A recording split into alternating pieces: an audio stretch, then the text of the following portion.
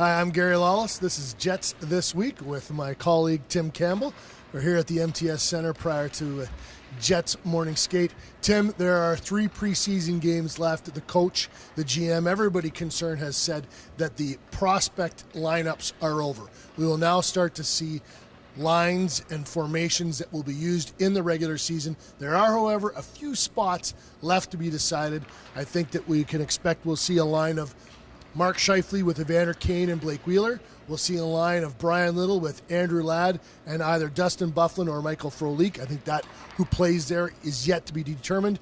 The third line, Matthew Perreault with one of those 2 guys, Frolik or Byfuglien. And I think now the guy with the edge on that other spot there is Adam Lowry. Perhaps Matt Halischuk is in the picture there. TJ Galliardi is injured, so he's a little bit out of the picture right now. The fourth line, Jim Slater with Anthony Peluso and Chris Thorburn, maybe Eric Tangradi as an extra forward, and then Halischuk or Galliardi also has extras. Any disagreement there? Not a lot. I think tonight with the game here, we're going to see, we'll get some clues from Paul Maurice. So what they're thinking on the first 4 games and which young players have performed well. I think Nick Petan may yet get another game. I don't know that, but I've seen some things from him. We saw in Edmonton in the game there, and Nick Ehlers kind of looks like he's running out of gas a little bit, but that's probably understandable considering he's played a lot of hockey in the last 2 to 3 weeks. For this time of year especially, I could see them sitting him down and maybe giving him another game later in the week. Not sure yet about that. But I agree with you. I think Adam Lowry is starting to knife his way into the regular mix of forwards here. But it's still early, and some more additions yet to take place. Well, let's go to the blue line. I think it's very apparent that Toby Enstrom and Zach Bogosian will be one pairing, and then I think they're comfortable with Jacob Trouba still playing with Mark Stewart.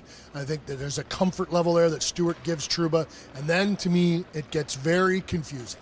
I think that, you look at Grant Clitsome, he's going to make $2 million this year on a one-way deal. So I think he's one of that last pairing. After that, you have Keaton Ellerby, who's on a 2-way. I wouldn't be surprised if he was headed to St. John's. Adam Pardy is on a 1-way contract, and, he's been okay in the preseason. And then you have Paul Postma, who's injured right now. And then the real red herring, Joshua Morrissey, the first-round pick from 2 years ago. He has to go back to junior if he doesn't play with the Jets. I think he starts the season here with Clitsome, and they'll see if he can continue to improve, and they'll get an idea whether or not he can last for 82 games or if he needs to go back to junior for another year. I'm going to go at that a different way. I think what we're going to see here is a bigger decision sort of boiled down to one little decision here. And the way I see it right now is Adam Pardy is going to be in that last pairing, just the way they've used him in the preseason. And I think he's going to be the incumbent, and he has to be unseated. I haven't seen anything to change my mind on that. The 7th defenseman, that's a good one. We haven't seen Paul Postma because he's been injured. I maybe think it would default to him, but maybe they'll keep Josh Morrissey around in that spot and see if he can't be worked into the lineup and see if he can, grab onto a little more each time he gets to play. But if they go with Morrissey in this spot, this will be an indication about what they think of the team now and how they want to do the future sort of now. I think this decision here, whether it's Pardy or Morrissey in that pairing, is going to tell you a lot about how they're going to really go after the season. And I do think that the decision, whatever the decision they make for opening night, is flexible and can be changed prior to that game 9. If Morrissey stays for 9 games, the 10th game he has to stay for the whole year, or his ELC, his entry-level contract starts, he can still go back to junior, but they burn a year of his contract. In net, Andre Pavlik still the number 1.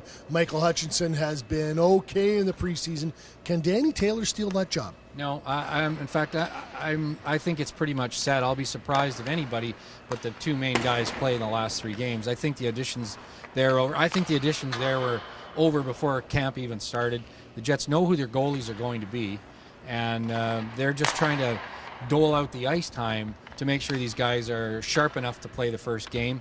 And the first couple weeks of the season are going to require both goalies by the looks of it. I don't imagine they're going to send Pavlik to play 3 games in 4 nights right away against some really tough teams.